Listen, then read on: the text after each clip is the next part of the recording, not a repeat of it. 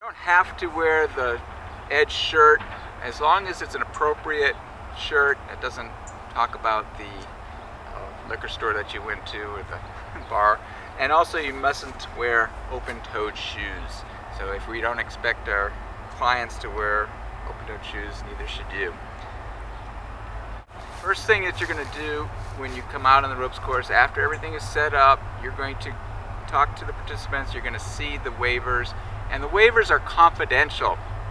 You're not allowed to share information with anybody on any medical information that you might read on those. However, they are also critical.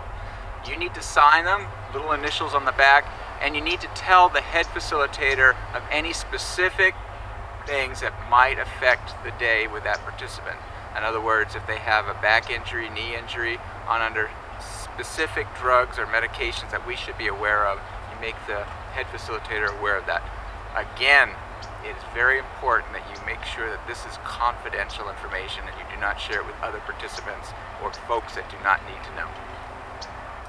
An acronym we use out on the ropes course is SHARP. S-H-A-R-P. SHARP stands for simplicity. Everything out here should be as simple as it can be. Do not add any extra features to the safety equipment in any way. H is for handle it. Is your participant ready to do the activity that you're putting them up to? Are the group members ready to go from the trust to the high elements, for example? A is alert.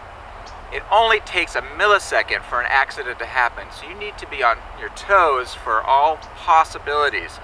Typical incidents might happen on the bosun's chairs where all of a sudden a foot slips and they fall backwards. Are you ready? Are you in the spotting position for that individual? On R, it's for redundancy. If you notice that we have two ropes on the quantum leap, we have extra on almost every single item that we have out here, element that we have here. There is a redundant system and we want to make sure we maintain that. And P is for protocol. Are we going by ACCT standards, which is the Association for Challenge Course Technology Standards and Protocol? Wearing a helmet, that includes you as a facilitator. If you go off the ground and you're up about 12 feet, you need to have a helmet on. So protocol for all the elements, and that's what protects us in the end. Standard of care is an important part of our EDGE program.